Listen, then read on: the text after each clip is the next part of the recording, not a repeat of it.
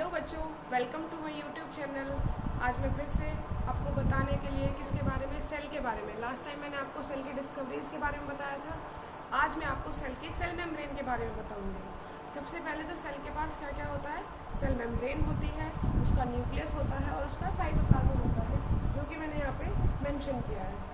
पर आज मैं आपको सिर्फ सेल मेम्ब्रेन की थोड़ी बहुत डिटेल्स दूंगी कि सेल मेम्ब्रेन कैसे बिहेव करती है, किन किन चीज़ों से मिलकर बनी होती है। तो सबसे पहले तो जो सेल मेम्ब्रेन होती है वो हमारी एनिमल सेल और प्लांट सेल दोनों में ही प्रेजेंट होती है। बट सेल मेम्ब्रेन का रोल क्या है कि ये एक बाउंड्री की तरह क्रिएट की जाती है। मतलब it act as a boundary.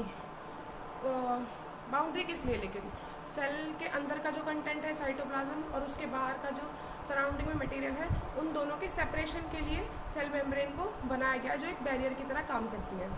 Second thing, cell membrane जो है वो हमारी किससे मिलकर बनी होती है, प्रोटीन से और लिपिड से। लिपिड क्या होते हैं, लिपिड होते हैं हमारे फैट के मॉलिक्यूल्स। ठीक है, तो ये आप याद रखें, ये इंपॉर्टेंट है, आपको एग्जाम में पूछने को आता है बहुत बार कि सेल मेम्ब्रेन किससे मिलकर बनी होती है, प्रोटीन से और लिपिड से। नेक्स्ट जो मैंने लिखा है, selectively permeable in nature. It means cell membrane is selectively permeable in nature. Selective permeability का मतलब क्या होता है कि सेल जो होती है वो कुछ ही मटेरियल्स को अपने अंदर आने के लिए अलाउ करती है। जैसे कि उसको गैसेस की ज़रूरत है, ऑक्सीजन, और वाटर की ज़रूरत है, वाटर, या जो भी ऐसा मटेरियल जो सेल के लिए उसकी ग्रोथ के लिए नीड होती है उसको, तो उनको अंदर आने के लिए अलाउ करती है। और जैसे उसके अंदर का जो वेस्ट है उनको वो बाहर भेजती है। तो इसी को कहते हैं selectively permeability of the cell membrane. इसीलिए सेल मेम्ब्रेन को क्या बोला जाता है, सिलेक्टिवली परमिएबल बोला जाता है।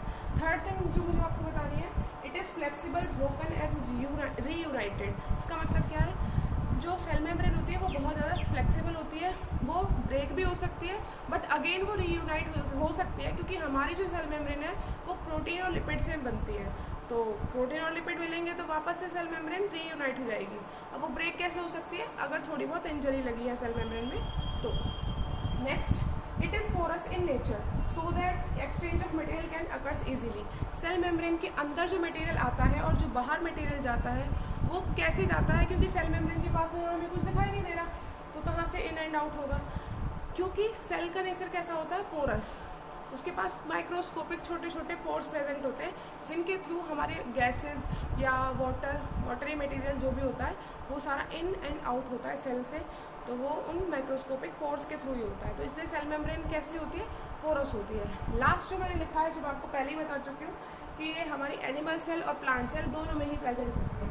आप ये सब देख सकते हैं, इसका स्क्रीनशॉट ले सकते हैं और नोट डाउन कर सकते हैं। अगर आपको मेरी वीडियो अच्छी लगी हो तो प्लीज़ लाइक करें, शेयर करें और सब्सक्राइब करें, और कमेंट करके ज़रूर बताना अगर मैंने कुछ कमी हो लगी हो आपको तो, और आपको और किस चीज़ पे वीडियो चाहिए वो भी मुझे बताना। Thank you, bye bye.